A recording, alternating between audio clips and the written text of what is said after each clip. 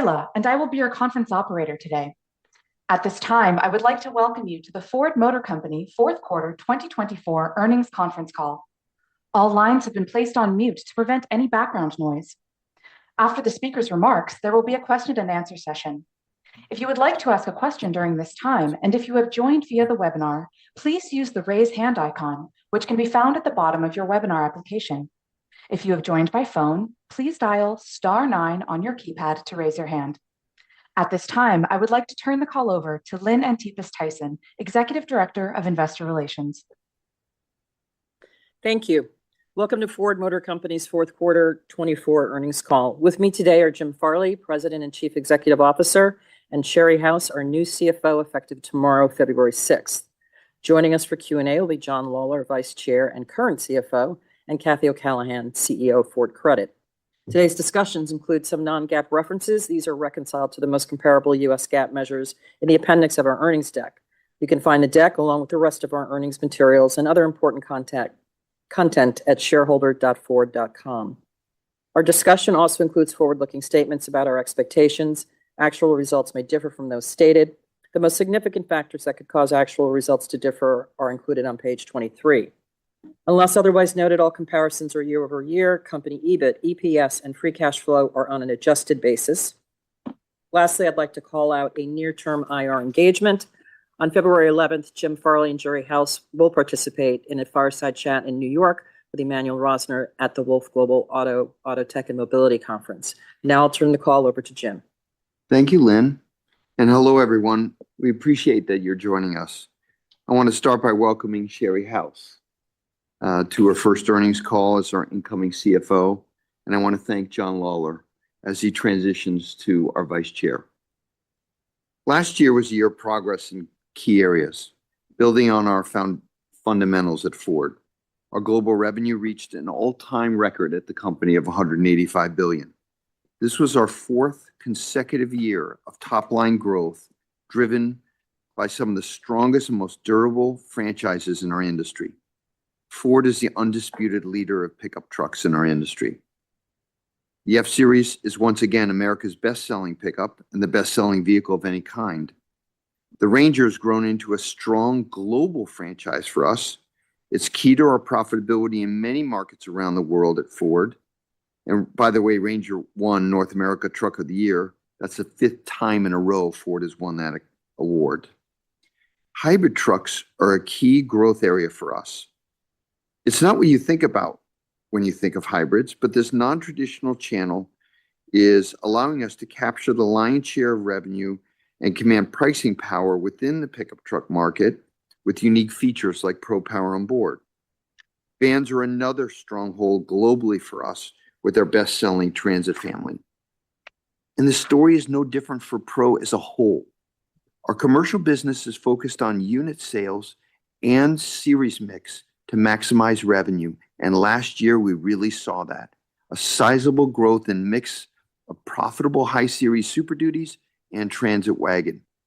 But at the same time, Pro is building something new, recurring revenue streams through our software and physical services business. Pro software subscriptions rose 27% to nearly 650,000 subscriptions last year. Telematics software grew 100%. Mobile service units increased 57%.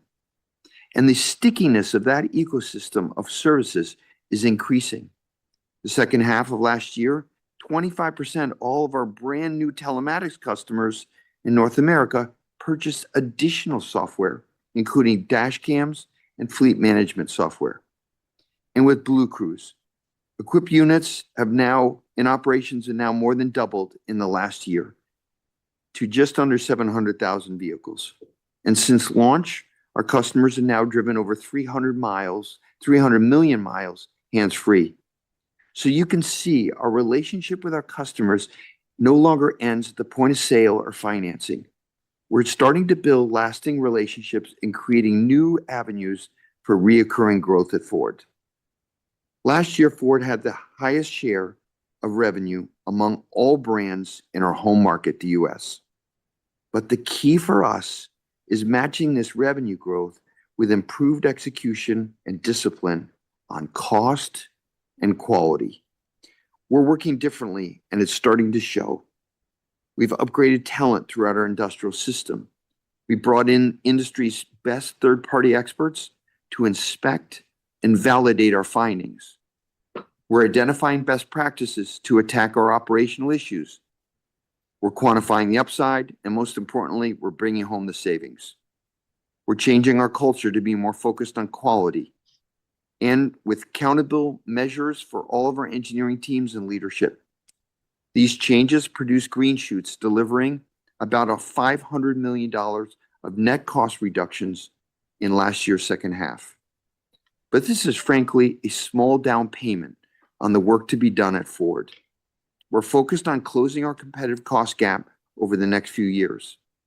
And lastly, we continue to monitor and adapt to the changing market conditions, which last year unfolded about what we thought. The EV market, we continue to see new models launch, increased competition with increased pricing pressure. On hybrids, we continue to see the market grow aggressively, but now in diverse markets like truck customers who are learning that a hybrid can also mean uncompromised towing and torque and payload and other performance advantages, including fuel economy. In the ICE market, the industry's inventories and pricing have normalized.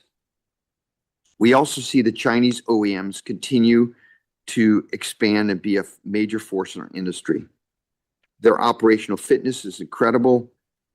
Their supply chains are now expanding globally, and they're increasing their exports around the world. So let's talk about this year. We expect the company's adjusted EBIT of $7 billion to $8.5 billion range. Sherry's going to get into the details. We want to be clear, though, that our guidance has not factored in impacts from changes in policy by the current administration. That said, from an operational standpoint, we believe a few weeks of tariffs are manageable given the rate and flow of our products. As everyone is aware, we're already seeing changes in trade policy, and we expect changes in tax policy like the IRA and emissions policy, CO2, that could be very consequential for our industry. At this early point, I want to emphasize a few things. There's no question that tariffs at 25% level from Canada and Mexico, if they're protracted, would have a huge impact on our industry, with billions of dollars of industry profits wiped out and adverse effect on the U.S. jobs, as well as the entire value system in our industry. Tariffs would also mean higher prices for customers. We said that. We believe, based on our conversations in D.C. with the Trump administration and congressional leaders, that they are committed to strengthening, not weakening, our nation's auto industry. That is certainly our expectation. And we look forward to working with our leaders to make sure that that becomes a reality. Because they understand and appreciate how vital our industry is to jobs, the economy, our national security, and the communities across our country. As America's leading auto producer and the leading exporter of automobiles, we applaud the administration for their agreement they announced with Mexico and Canada on Monday, and we're closely monitoring the situation in China. There is a fundamental transformation happening in the backdrop of these policy changes in our industry globally. Of course, the overall tariff and trade situation, the growing importance of digital vehicles, the Chinese OEMs growing to become a global reality. These dynamics will all play out for some time to come. But Ford controls its future. While we are certainly operating in interesting times, at the end of the day, we control our destiny. Our products and services are compelling and get even stronger this year with great new launches like the Expedition, the Navigator, the all-new electric Puma, as well as Ford Pro's service offerings. We will match that potent revenue power with real progress on cost.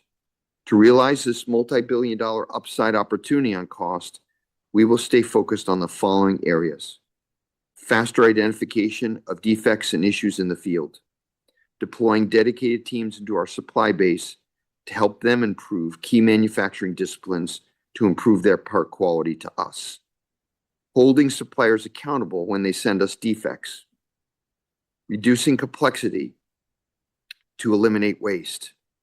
Dramatic increase in our OTA capability. We performed 9 million over-the-air updates in fourth quarter alone. 80% of those were focused on addressing customers' concerns and warranty. We're enhancing our software development process. For example, more upfront experts reviewing coding, not just ours, but our suppliers, to catch potential issues early. And we're continuing to integrate AI, data analytics, and other tools and process to further improve our manufacturing efficiency. Early input metrics provide us confidence in our 2025 cost reduction target. We already have over $1 billion of product design cost reduction ideas to be implemented this year. We have fewer lost units during our launches. The improvement in the number of days from warranty defect and field fix is an encouraging sign for us in warranty. We're seeing an 18% improvement in the quality of our vehicles leaving our facilities for the 25 model year launches. And we're increasing the number of supplier technical assistant site visits for critical suppliers. I want to touch on our EV strategy since it's so critical for any car company. We're on course. We're deep in the development of our next generation of vehicles that we believe will be affordable, high volume, and great for our business. On the U.S. retail side, the sweet spot that has emerged is small and medium-sized trucks and utilities. These vehicles' use case fits perfectly for EVs, daily commuters, well-suited as a second vehicle in the household. They require smaller, much lower cost batteries. These vehicles can be offered at lower prices to help adoption of EVs for the customers who really appreciate their lower operating cost. But for larger retail electric utilities, the economics are unresolvable. These customers have very demanding use cases for an electric vehicle. They tow, they go off-road, they take long road trips. These vehicles have worse aerodynamics and they're very heavy, which means very large and expensive batteries. Retail customers have shown that they will not pay any premium for these large EVs, making them a really tough business case given the expense in the batteries. For Ford, our commercial customers do show potential for large EVs. They're willing to pay a premium over ICE because they can really measure the TCO advantages of EV and they can live with depot charging. They don't have the same range anxiety that retail customers have. Profitability for these larger family haulers that take long trips will be more frequently occurred through partial electric options. Yes, PHEV, but especially hybrid and EREVs that on one tank of gas can get over 700 miles of range, but still drive most miles all electric.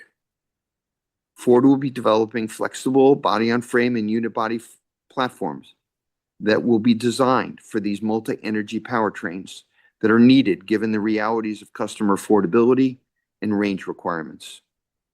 We are in the heart of our transformation of Ford. My optimism comes from our improved execution and our commitment to delivering on Ford Plus, creating a more dynamic, more capital efficient, higher margin company. Now I'd like to hand it over to Sherry to walk you through last year's operating performance and an outlook for this year. Great. Thank you very much, Jim, and greetings to everyone on the call with us today.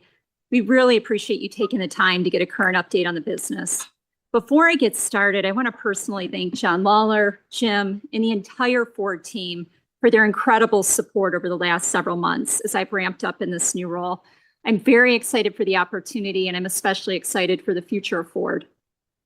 2024 was another important year for us as we continue to execute against the Ford Plus plan.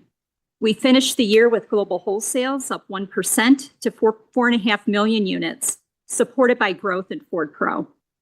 Revenue increased 5% to $185 billion, and we delivered 11 consecutive quarters of top-line growth. Our strategic decision to offer retail and commercial customers freedom of choice through a compelling portfolio of products continues to pay off. We delivered $10.2 billion in adjusted EBIT with a margin of 5.5%. Adjusted free cash flow was $6.7 billion, and our cash conversion rate was 65%, above our target range of 50 to 60%. Our balance sheet is strong, with more than $28 billion in cash and close to $47 billion in liquidity. We believe it's prudent to have extra cash on hand during this dynamic time in the industry, marked by evolving customer needs, regulations, and a fluid macro environment. Excess cash also provides us the opportunity to strategically pursue adjacencies and signature partnerships that would be accretive to our growth and ROIC. We hold ourselves accountable to strong capital discipline as we continue to efficiently invest in our future, with plans to consistently reward our shareholders with 40 to 50% of free cash flow. Over the past 3 years, we've paid out over $10 billion to our shareholders, and today I'm pleased to announce that we declared our first quarter regular dividend of 15 cents per share, plus a supplemental dividend of 15 cents per share, payable on March 3rd to shareholders of record on February 18th. Now, let us take a closer look at our segment performance. Strong demand in Super Duty chassis cabs and Transit wagon helped to lift Ford Pro's revenue by 15% to $67 billion, while wholesales were up 9%. Full year EBIT was $9 billion, with a margin of 13.5%. Software and physical services represented 13% of Pro's EBIT. Ford Pro Intelligence continues to drive recurring, high-margin, non-cyclical revenue. Paid subscriptions, attachment rate, and monthly average revenue per unit were all up strongly in 2024. The Model E team, where I've been spending a lot of my time, did a tremendous job delivering $1.4 billion in cost reductions last year, net of a $100 million increase in spend to launch our new battery plants in next-gen EVs. This cost performance was particularly important given industry pricing pressure, which resulted in year-over-year reductions in revenue and wholesales of 35% and 9% respectively. Model E remains focused on continuous improvements in gross margins and disciplined capital allocation that will drive profitable growth in the future. Ford Blue's full-year revenue was flat due to positive net pricing, which offset a 2% decline in wholesales, driven by the discontinuation of low-margin products. EBIT was $5.3 billion, with a margin of 5.2%, and includes a positive impact of building stock in our home market. In 2024, our Blue investment strategy mirrored customer demand with significant investments targeted at the next generation of our most iconic brands, such as F-Series and Explorer, and is also focused on bringing multi-energy solutions, particularly hybrid powertrains, across a broader part of our product portfolio. Ford Credit generated earnings before taxes of $1.7 billion for the year. So let's turn to our 2025 outlook. For the full year, we expect company-adjusted EBIT of $7 billion to $8.5 billion, adjusted free cash flow of $3.5 billion to $4.5 billion, and capital expenditures of $8 billion to $9 billion. Relative to tariffs, the precise impacts of new tariffs would depend on a number of secondary and tertiary effects, such as price elasticities, how our Tier 1 and Tier 2 suppliers react, substitution effects, possible duty drawbacks, and so on. Other potential changes in policy, such as changes to the consumer tax credit, or CTC, commercial and production tax credits, or PTC, would also be harmful. However, the impacts of such changes are much smaller for Ford in 2025 than later years. For example, PTC will become a more meaningful benefit for us later this year with the launch of our Bosch battery factory. And for the longer term, 27 and beyond, changes to these programs would be very material. Hence, we continue to stay in close contact with the administration to support a strong auto sector into the future. Our full-year outlook assumes headwinds related to market factors. We're planning for lower industry pricing of roughly 2%, driven by higher incentive spending throughout the year. For Ford, we expect this will be partially offset by top-line growth from upcoming launches. We expect these headwinds to be partially offset by about $1 billion of net cost reductions, primarily coming from lower warranty expense and material cost. Our team is aggressively working to deliver more than $1 billion, which would likely lift us to the higher end of our guidance range.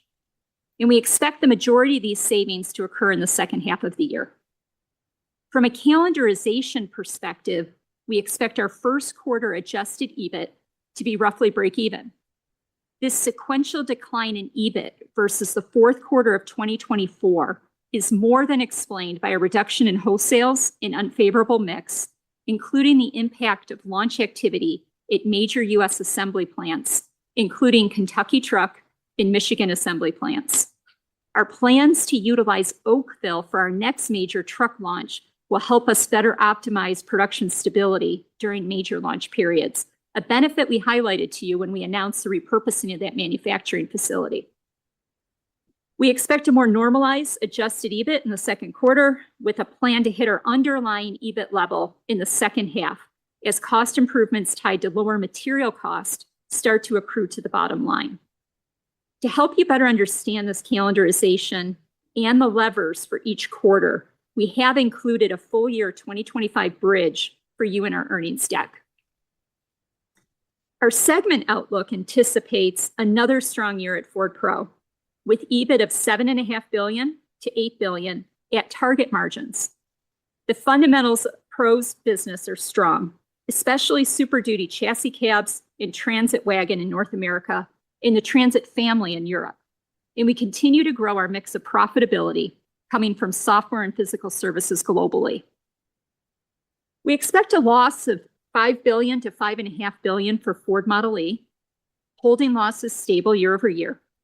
While continued industry pricing pressure remains, we plan to materially increase our global volume, driven by the full year impact of European launches, and we significantly increase investment in our battery facilities and next generation products, which are just 2 years away. The team started the year with a strong pipeline of cost savings ideas, which together with the launch of our Bosch battery JV later in 2025, enables meaningful savings through eligibility of the production tax credit. And for Ford Blue, we expect EBIT of $3.5 to $4 billion, reflecting lower volume and unfavorable mix, driven by the non-repeat of last year's stock build and anticipated adverse exchange, partially offset by several cost reductions initiatives that are already underway. Cost remains our largest value unlock to achieve Blue's margin target. Lastly, Ford Credit's EBT will be about $2 billion. Our performance in 2024 demonstrates the positive progress in our Ford Plus plan, capital discipline, the right product portfolio, and consistent cash generation to reward our shareholders, customers, and employees. Importantly, I see us working differently as a company, evidenced by our second half cost progress. We are carrying forward that higher level of discipline and execution into 2025, commensurate with our goal to deliver at least $1 billion of net cost reductions this year. We're relentlessly working to make our business better, and we remain highly focused on improving both quality and cost. That concludes our prepared remarks, and I'd now like to open it up to your questions. We will now move to our question and answer session.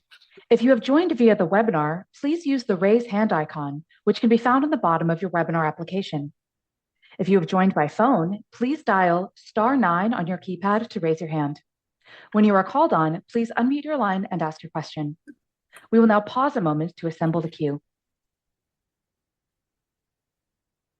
Our first question comes from the line of Dan Levy with Barclays. Please go ahead. Hi, good evening. Thank you for taking the questions. Wanted to double click on your commentary first on calendarization of earnings throughout the year. In the first quarter, you have to assume, I think something like a 25% volume decline to get to break even. If you could just talk through that, what's the confidence of recovery in subsequent quarters? Is it volume? And then should we expect inventory to be fully right-sized by the end of the first quarter? Year over year. Okay. So as I talked about for the year over year, you're really seeing the pricing come in and also the net cost improvements year over year. But when you go for just the first quarter, what you're seeing is largely the impact of wholesales that are coming down in the non-recurrence of a stock build that's happening. We also see adverse exchange, primarily in Argentina, Brazil, and Turkey. So that's really what's happening in that particular quarter. Dan, quarter over quarter, our wholesales are down to almost 20%. Okay, so it's really clear what's going on, our launches. And the question is, where are we on day supply for our growth stock? We're in good shape.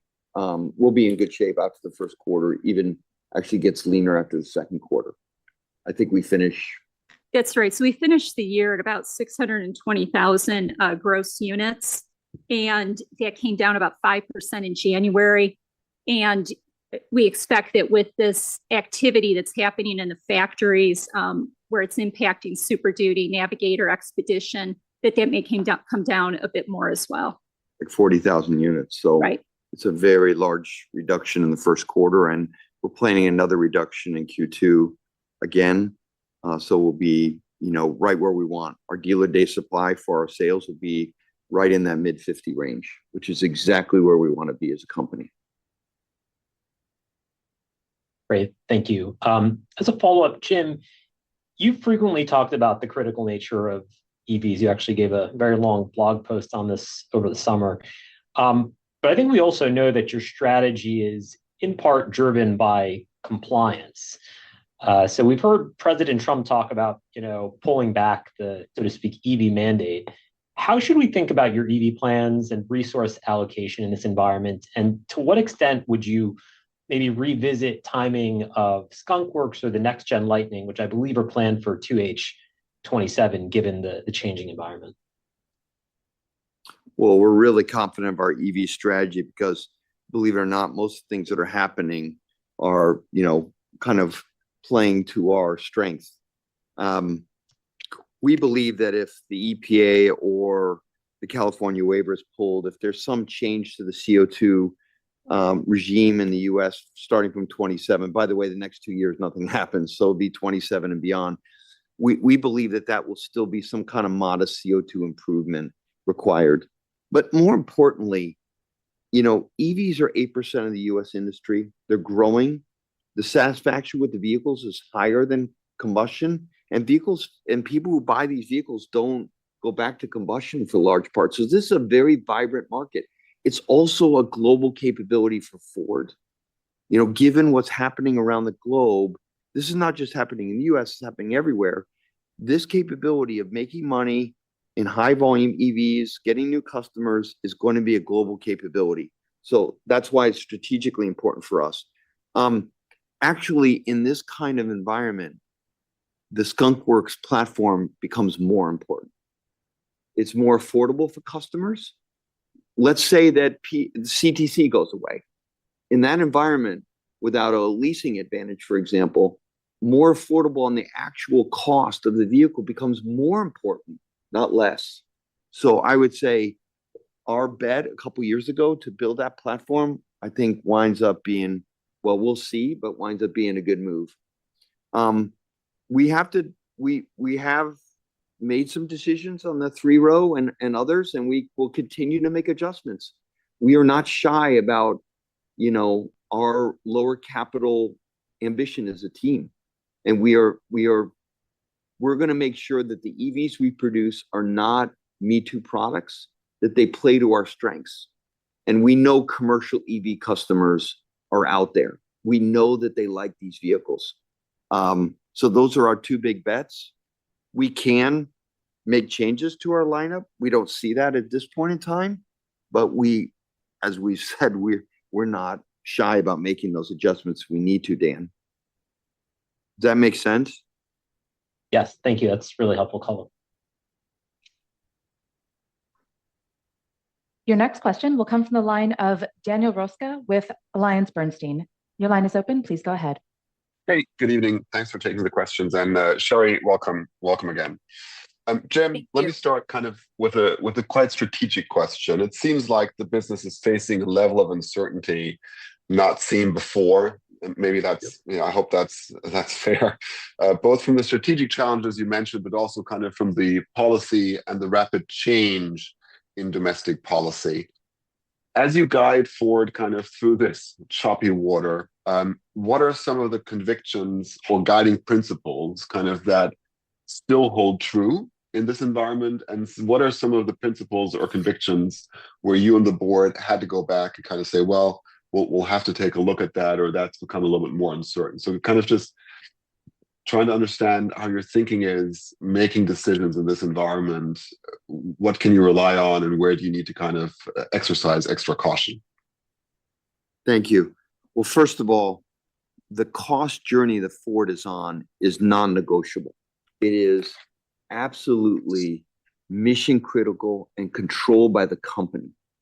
No one else controls that. It's us. So we want everyone to understand how serious and how prepared we are to take out cost of business without and improving quality at the same time, which often can become at odds with each other. So that is a guiding principle for Ford Motor Company, I hope forever. Within that, it's very clear the customers and regulators and leaders around the world are expecting our industry to bring down prices and make affordability more a priority for car companies. So one of the second big principles is we are going to invest in affordable vehicles, but we have to do it profitably, which means a transformation at Ford. You can see the transformation we've had to take on the EV platform with Skunk Works. We will have to take the same type of approach on body-on-frame and unibody multi-energy platforms. That's why I mentioned it. That's the second thing. We want to make sure that we have diverse powertrains. That's another really important principle for us. Because we've learned actually when it wasn't popular to invest in hybrids, that it turns out to be a good move. And therefore, we want to lean into EREVs and other new powertrains to make sure that we, go with the flow, so to speak, of the customers. I think the last one is, I have never in my 40 years had a chance to have reoccurring revenue where the company is not as susceptible to economic cycles and gas prices. And we can do that with Ford Pro. I think Ford Pro is leading this industry in showing large-scale services, both software, almost 1 million subscriptions now, and it's getting sticky, so we can start to see the flywheel turn on Pro, and we're just getting serious about repair of the vehicles. Those two attaches to our traditional vehicle is frankly what I've been waiting for 40 years to do as a leader for the company and for the industry. And how ironic it is that it's happening not in the retail world, it's happening in the Pro B2B space. Those are the principles that we hold dear at the company. And probably the most important for me is the best talent and the best culture, because none of that is going to happen unless you get the best people in the company, which we continue to upgrade our industrial team and our technology team, and to have a sustainable culture where quality and cost never go out of fashion. Now, we have a lot to execute to do all those things, but those are our kind of 4 or 5 key principles. Great. Thanks. And then maybe more tactical for Sherry on the guide for Model E in 25.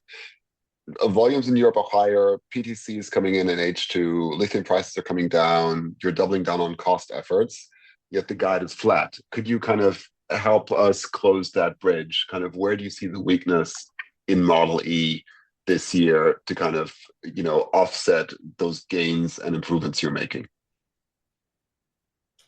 Yeah, so we're making improvements so that the Gen 1 products are still not profitable. What's really interesting about this, though, is that we're able to hold flat while you're increasing the volume significantly.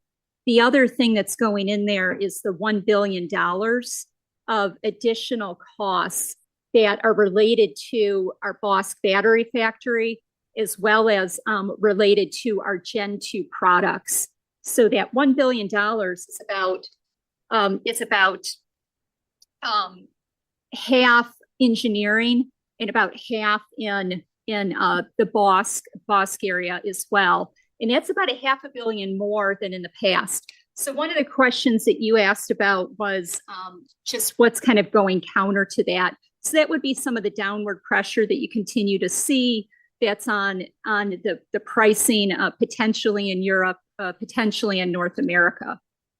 What's been great, though, is Model E, as it landed Q4 last year, the Mach-E, we had a fantastic selling, over 30% increase quarter over quarter, and we stayed above the average transaction prices. So while we're seeing the pressure, we have been continuing to do well, even with our Gen 1 products and in our sales pace. Great, thanks. Our next question comes from the line of Adam Jonas with Morgan Stanley. Your line is open. Please go ahead. Thanks, everybody. So, hey, Jim, we've heard that you really, really like the Xiaomi SU7. Yes. Which, as you know, is their first car. So, and I'm just thinking, when a country like the United States puts 100% import tariff on another country that isn't even selling vehicles here yet, that's kind of telling. Do you think that U.S. tariff policies will be successful in keeping Chinese EVs out of the U.S. market long term? I'm just curious what you think. Like, I mean, especially given your experience coming, working at an Asian automaker before, like we've seen this movie in the 70s and 80s. You really think, you think the Chinese come here, or that we keep them out? Is that good? Thanks, Adam. Tom Freeman wrote a really interesting piece on this topic that I think is really pertinent for us. In the end, the level of subsidies that these companies have in China is very material, as well as these are digital vehicles with digital footprints and really deep into people's digital life. So we have to have the right policies around privacy, the right privacy policies around national security, because these are not the cars of old. They're data collection machines. On the kind of unfair part or the subsidy part, I think we will have to sort that out as a country, because they're part of the competitive environment that, when you list the kind of advantages the companies have, it's like a page long, right? So we have to resolve that. But in the end of the day, Adam, what I learned after 40 years in this industry is the company has to stand on its own, toe to toe with the cost of those companies and the product appeal of those companies. So I guess what I'm saying is we need to work with our government partners to make it a level playing field as much as possible. But in the end of the day, it's management's responsibility to beat the SU7 straight up in a street fight. Got you, Jim. Thanks. Just as a follow-up, autonomy hasn't come up really much in your prepared remarks, and I find that interesting, given all the attention around AI. Gen AI has put the autonomous vehicle theme on a totally different shot clock. You were clearly very wise to pause and restructure the Argo initiative in hindsight. But I mean, Ford has, I think you guys in the US alone, you got 40 million vehicles on the road, driving 1 billion miles a day, probably more than that, 1 billion miles a day, Jim. And the data from that swarm is just insane. So I hear you on service bays and Ford Pro, and that's all great. And we understand that on the physical services, but what's the strategy around AI and autonomy really? Because I think many argue that if you're an industrial company, an auto company like Ford, you either have an AI strategy or you don't have a future. I don't know if you agree with that, but how confident are you in Ford's leadership position in autonomy, and what changes that? Is Sherry going to have to pay for that in-house with an in-house effort, or is now the time to partner? Thanks, everybody. You got it. I think we're at that point where we have to decide. Look, level 3 is around the corner. Blue Cruise is now over 300 million miles. Customers are still paying for it. We did drop the price, by the way, so it is getting commoditized to some extent, but it is still a great opportunity. But the capability in the company is growing. All those Argo people that came with Ford, they are developing a really nice level 2, level 3 system that we think will be among the best in its execution. We may not be the first. We may not grab all the headlines, but look at Blue Cruise. Blue Cruise is continuing to win all the consumer awards for the best operating system on level 2. Level 2 plus is around the corner. Level 3, we think, is a huge unlock on highway miles. Eyes off. I think we're in good shape with our internal capabilities, but look, we're not so Pollyannish about our own capability that we're not going to look at other people's system or not believe that level 4 personal autonomy is going to be interesting at some point. They're making a lot of progress over there in level 4. And it is time for us, not just in the US, but globally, to start looking at, and that's why we made some of the announcements we did today, because we need a strong strategy team to decide, do we partner? Do we continue to ride our own team into this level 4 personal autonomy? And I think you're going to find, just like our move on Argo, will be thoughtful and practical. We won't get in love with the size of the market. We'll make a practical decision. And I think we'll be well positioned. I'm very confident in Sammy and Doug and their technical prowess. They know the FSD system. They know what's out there. They know the Waymo system as it gets democratized for level 4, individual level 4. And so I think we'll make a good decision. But I think, Adam, we're a lot closer to that partnering decision at Ford. Thanks, Jim. Your next question comes from the line of Emmanuel Rosner with Wolfe Research. Please unmute and ask your question. Oh, great. Thank you. My first question is around your plans for cost savings this year. So net $1 billion improvement. Can you give us a little bit more color around what the drivers are for that, the buckets, and how do we acquire confidence that this will be the year where we see visibly a net cost improvement at Ford? Because if I'm looking at your guidance, seems like in the second half of this year, you're probably now guiding for earnings growth despite fairly large cyclical headwinds that are assumed. So that sets a high bar for cost execution. So how should we think about the visibility into delivering this execution? Yeah, thanks for the question.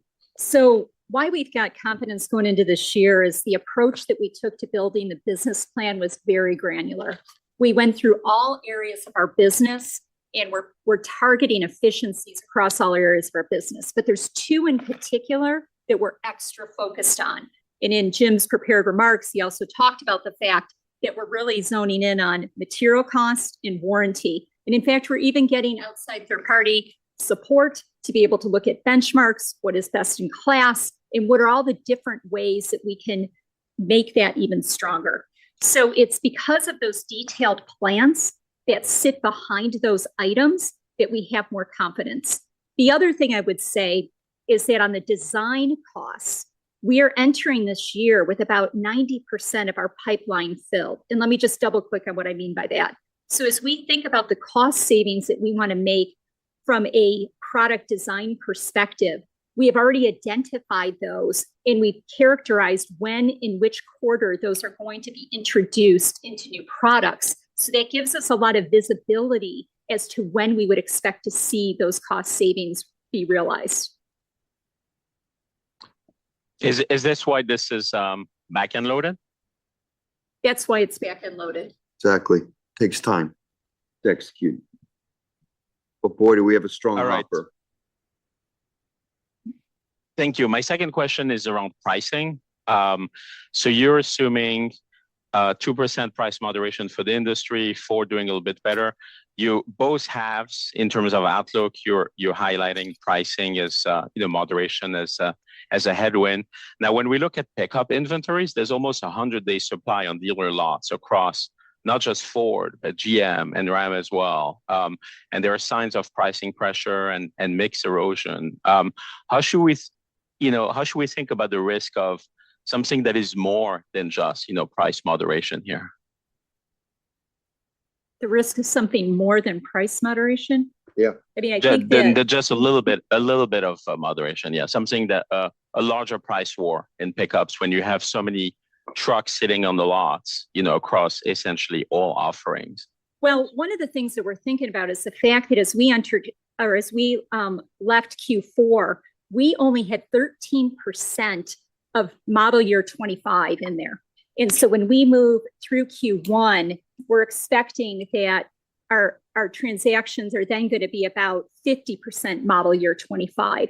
So your natural uptick that you get with the transaction pricing increasing some relative to the model year is one effect that we would see that's counteracting it. We also have the new product launches of Navigator, of Expedition, F-150. So those are some of the effects. I mean, where we see the pricing pressure, maybe in particular, if you were to double click into Pro, we see some pricing pressure there, specifically around the environment for fleets, including daily rental. So that's one of the areas where we're seeing more of the pricing pressure versus the rest of our portfolio. More granularly, I noticed that one of our competitors is running a dealer cash program for the pickup trucks. That's a very significant change. So, we'll watch this very carefully. We know as a management team, the most important thing is going to be inventory discipline for us as we go into this period of time, as Sherry said. And I just want to reassure you that, we will always protect our brands in those key segments and always protect our pricing capability. The cost journey we're on as a company will take, years, and it'll be great, but we will lose everything if we do not keep our pricing discipline. And that really is tied to inventories. So I really like our plan going in for the first half to get our dealer supply inventories back down below 60 days.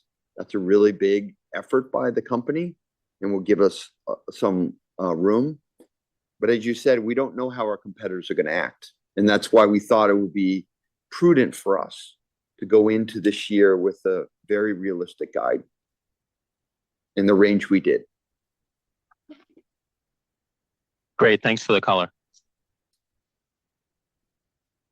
Your next question comes from the line of Mark Delaney with Goldman Sachs. Please unmute and ask your question. Yes, good afternoon. Thanks very much for taking the questions. First on Pro, the company's had a view that Pro profits will be resilient in part as you increase your mix of software and services. You just spoke a bit around some of the headwinds you're seeing, especially tied to the daily rental piece of Pro, but can you speak a bit more on the puts and takes to that business segment for 2025? And then maybe what's your confidence that you can perhaps sustain or even grow Pro EBIT beyond this year as you think about adding some of the Super Duty capacity in 2026 and further increasing software and services mix toward that 20% of Pro EBIT target? Sure. Yeah, so as you said, I talked a little bit about some of the softening and pricing around the environment for fleets, including daily rentals. We'd say volume and mix right now we think are about neutral, maybe a little higher in North America, being more offset by some market weakness in Europe. The other thing that's coming into play there is you're starting to introduce more EVs into the Pro business. So that does tamper profitability slightly. I wouldn't say that it's a large percentage of the mix yet, but that is growing. And so our ability to continue to bring costs down commensurate with the introduction of the EVs coming in is one of the areas where we're really focused for this year. So cost, we think, is going to be largely neutral, maybe slightly better. We're expecting material cost efficiencies and some lower product costs and potentially lower warranty costs as well due to some of the initiatives that I mentioned earlier. To give you some context about the changing revenue mix for Pro, in the fourth quarter, we got actually up to about 13% of our Pro business profitability was from services. We want to grow that to 20.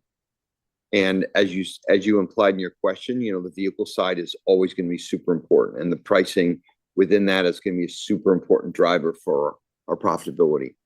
What gives us optimism about the Pro business on the vehicle side is the freshness of our product. We have a brand new F-Series, a brand new Super Duty, a brand new 1-ton Transit in Europe. We have the freshest lineup on our vehicles that we have ever had. The competitors may react to that, and we'll see how that plays out in the market.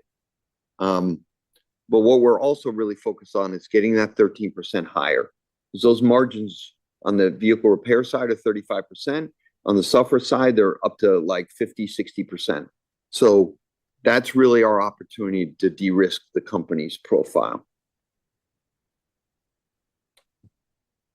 Thanks for that. My other question was on tariffs, and you spoke a bit about this in your prepared remarks, and I know it's a really challenging thing to try and forecast, but to the extent there are 25% tariffs put into place, and they actually come into effect next month. I know you spoke about a few weeks of ability to absorb it, but if tariffs are sustained, maybe just talk a little bit more around what kind of cost impact that may have to Ford, to the extent you can size it, and how much of that you could potentially offset via actions such as pricing. Thanks.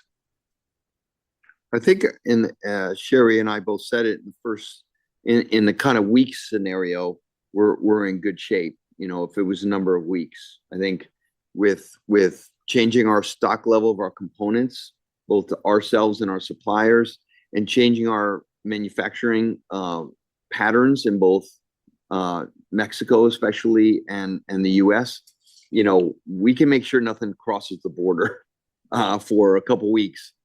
We have good stock situation in our dealers right now. But longer term, 80+% of our vehicles are made in the US, 100% of our transmissions, more than half of our engines. You look at our competitors and they're like a country mile away from that. So, and our US plants are busy. Like, we do not have upside. We have some plans for Tennessee and Kentucky, and some expansion plans for our new EVs, but our teams in the US are flat out already. So there's not, we would have to make some major strategy shifts in the US, build new plants, etc. If this persists. Obviously, it's a devastating impact. What doesn't make sense to me is why are we having this conversation while Hyundai Kia is importing 600,000 units into the US with no incremental tariff, and why is Toyota able to import 500,000 vehicles in the US with no incremental tariffs? There are millions of vehicles coming into our country that are not being applied to these. So if we're going to have a tariff policy that lasts for a month or whatever it's going to be, years, it better be comprehensive for our industry. We can't just cherry pick one place or the other, because this is a bonanza for our import competitors. Thank you. Our next question comes from the line of Joseph Spak with UBS. Please unmute and ask your question. Thanks. Good evening. Sherry, just maybe to start on the free cash flow guidance on a dollar basis, looks to be down, I'd say roughly in line with the lower EBIT year over year. But, given that you're talking about some destocking, I'd imagine there'd be some working capital and timing headwinds. So can you just help us understand some of the drivers that maybe get that higher, and also maybe what type of distribution from Ford Credit is assumed in the guidance? Yeah, so let me just talk about that a little bit. So you will see that the free cash flow that we are guiding for this year is going to be right in line with the 50 to 60%, which is our target. We have been running higher than that, as I mentioned in our prepared remarks. Part of that's due to timing differences. Most notably, that's related to warranty, and it's related to some of our marketing incentive items, which is causing timing differences. So as we go into next year, we do expect that the reduction you're seeing is going to be due to the reduction in EBIT, as you pointed out.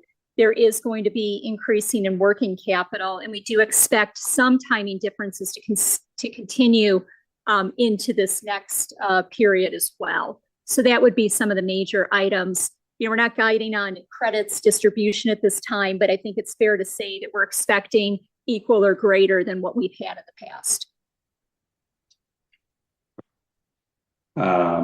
Thank you. And in the past year, I as a should second say. question. Yeah, thanks for that. Jim, I want to go back to a little bit of the conversation you're having earlier and on the multi-platform, multi-powertrain strategy, multi-energy strategy, sorry. You alluded to EREVs on the call. I think in various other forums, you've talked about that. And I guess I just was wondering if you could spend another minute or so talking about how you plan to really position and market that as a value proposition, because, there is a world where it may not be as necessary from a regulatory perspective and policy evolves. So that would mean that it does rely more on consumer pull. So how do you really convince the buyer, and what were maybe some lessons learned from the BEV experience? Because I think there's probably a little bit of over exuberance about consumer reaction to that at the start. Yep. Thank you. When you have a chance to spend time with Li Auto, some of the best EREV companies out there and their customers, what's interesting for me when we started to absorb this leadership team is we were really impressed that the customers thought of these vehicles as EVs. They do not think of them as hybrids or plug-ins. These are electric vehicles. They use 95% of the miles as electric, and they plug them in every night. And the satisfaction is even higher because they're more affordable for people.